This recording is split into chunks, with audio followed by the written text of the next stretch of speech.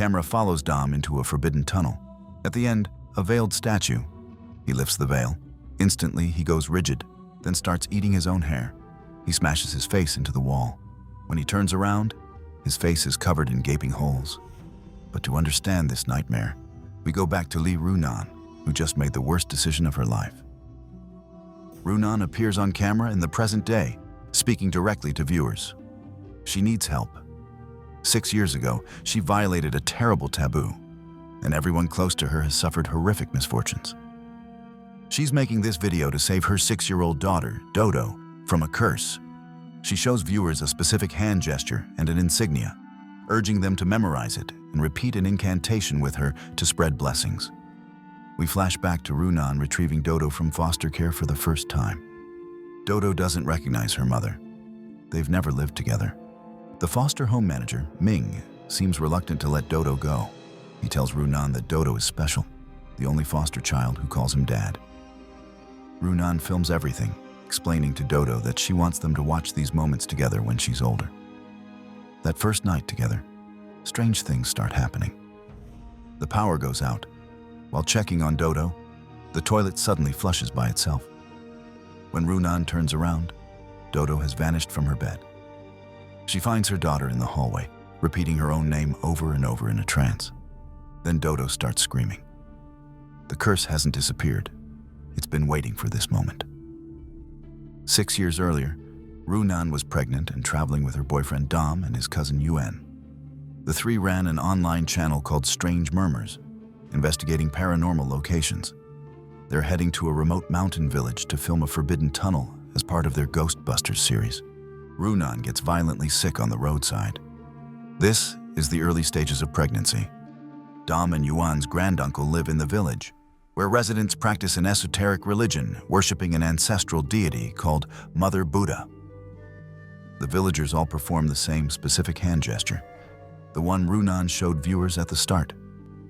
In the present day, Dodo's preschool calls. Dodo bit another student after he teased her for being crazy. Later that night, Dodo starts shouting for her mom from the bedroom. When Runan enters, Dodo insists there's something bad on the ceiling. Runan plays along to comfort her daughter, pretending to lead the invisible entity out of the room by its hand. But Dodo suddenly screams for it to get down, implying it avoided being let out. Whatever Dodo is seeing is still in their apartment. At school, Dodo's principal tells Runan that Dodo has been very distracted, staring at the ceiling and talking to herself. She told classmates she saw something on the ceiling. A teacher captures disturbing footage of something reaching for Dodo. Runan confides that she used to see things too. But if you keep thinking about them, they'll live in your head. If Dodo feels scared, she should close her eyes and say her 3 favorite things out loud. Dodo asks her mom a heartbreaking question. Did you throw me away because you were scared of monsters too? Runan just replies that she's not scared anymore. Back at the mountain village 6 years ago, Yuan secretly films the sacred ritual. The 3 offer up talismans with their names written on them. They're told they can't use those names here anymore and must return every 10 years to worship Mother Buddha. An elder tells Runan that Mother Buddha likes the little girl inside her. Once the baby has a name, it must be offered up as well. Dom and Runan are disturbed. They weren't even aware Runan was pregnant. They continue filming the villagers performing the incantation, but a young girl catches them. She asks if they want to go somewhere fun, leading Runan into a building while telling Dom and Yuan they cannot follow. This is where things spiral completely out of control. Inside, the girl disappears under a table. Runan looks around at various religious objects before noticing what appears to be blood dripping from the ceiling. The girl emerges with a bucket of frogs and gives Runan strands of hair, telling her to feed them. She notices one of the girl's ears is mutilated, a grotesque wound. The girl explains she was chosen by the gods, so Mother Buddha took her flesh to bless everyone. Suddenly, several small statues in the room turn to face Runan all at once. The girl bows Runan's head down and makes her chant the incantation before another villager catches them. They're scolded and told that the 3 must leave in the morning. But Dom and Yuan aren't ready to leave without seeing the forbidden tunnel. In the present, it's Dodo's birthday. Runan gets preoccupied with work, leaving Dodo alone with the video camera. Dodo speaks to someone off camera, someone Runan can't see, Following unheard commands, she travels up to the building's roof and climbs onto a ledge. She slides off, but fortunately, it's only a short drop. She returns holding a large knife. Still following the invisible entity's instructions, she enters a room filled with Buddha statues and begins chanting the incantation loudly. A larva in the foreground moves animatedly. The room belongs to Runan and contains her old possessions from strange murmurs, including the videotape from the mountain village. Dodo is watching the tape when Runan bursts in, grabs her, and rushes her to the car. Dodo begins having a seizure.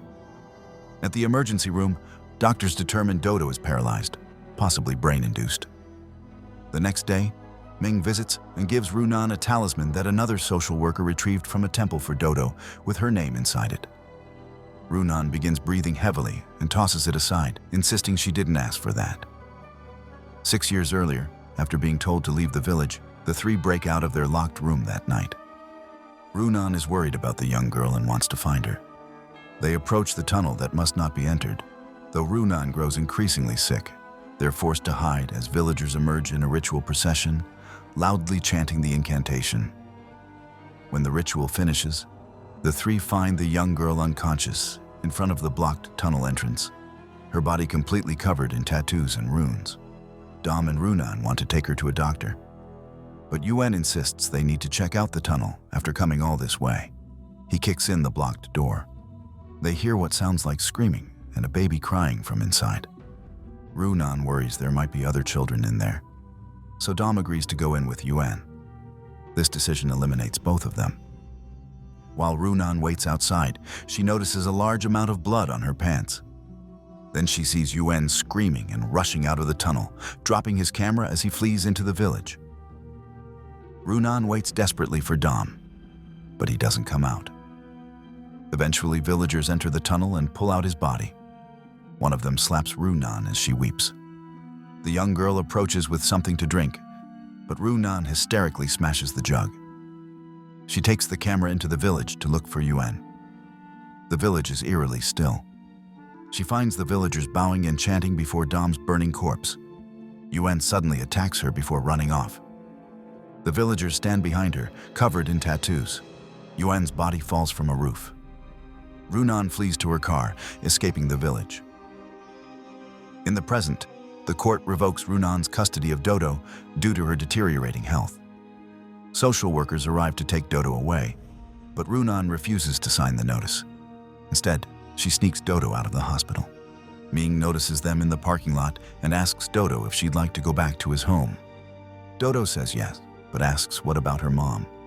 Ming is conflicted until Runan returns and he helps them escape. At the temple, an elderly couple takes the video camera and begins performing a ritual to remove the curse. They tell Runan she must not let Dodo eat for 7 days.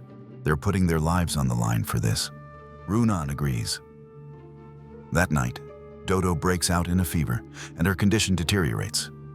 Forced between breaking the ritual or letting Dodo die, Runan can't force her daughter to suffer. She breaks down and feeds her. Meanwhile, Ming has been restoring the damaged tunnel video. A tooth falls from his mouth on camera. He wonders if it's actually a curse. He finds a hermit monk who can translate ancient Buddhist scripture and travels to meet him. He forwards the interview video to Runan, but says he won't send the tunnel footage. Shortly afterward, the curse takes full effect. Ming begins repeating his name over and over, while slamming his head into his desk until he stops moving.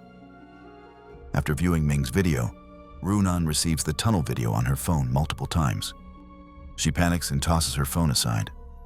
She inspects Dodo, finding her condition has grown even worse. The rash is grisly and bloody across her entire body. Realizing feeding her was the wrong choice, Runan forces Dodo to vomit. Dodo vomits out a worm along with the food. Runan rushes Dodo back to the temple, finding it dark and quiet. She discovers the elderly man's body. The woman asks if she fed Dodo, then begins scratching her neck until blood pours down. When Runan tries to flee, the doors slam shut. The woman flickers in and out of view before rushing at Runan. Runan looks up to see Dodo hovering in midair, then rapidly plummeting to the ground. This brings us back to the start, where Runan makes her video beseeching viewers to perform the incantation. She shows the interview with the hermit monk about the ancient blessing. Dodo is taken to a hospital in critical condition. Sitting in the hospital, Runan decides to watch the tunnel video on her phone. At the same time, Dodo wakes up and walks to the unconscious tattooed girl from the village before collapsing. A nurse mentions Dodo said her 3 favorite things. Runan breaks down sobbing. We're finally shown the complete tunnel footage. Dom and Yuan cut through barriers and find disturbing altars deeper within. Finally, they reach the tunnel's end, where an ominous statue sits with a veil over its face. Dom lifts the veil. He pauses, then asks what his name is. Yuan tells him. Dom begins frantically eating a lock of hair as Yuan panics and pulls him back. Hands grasp out from the walls. The light goes out. Yuan switches to night vision and finds Dom smashing his face into a wall. When Yuan approaches, Dom turns. His face is covered in gaping holes. Yuan screams and flees.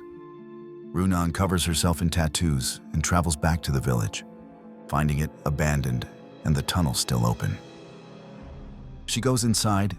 She bows before the altar to Mother Buddha and urges viewers to recite the incantation with her.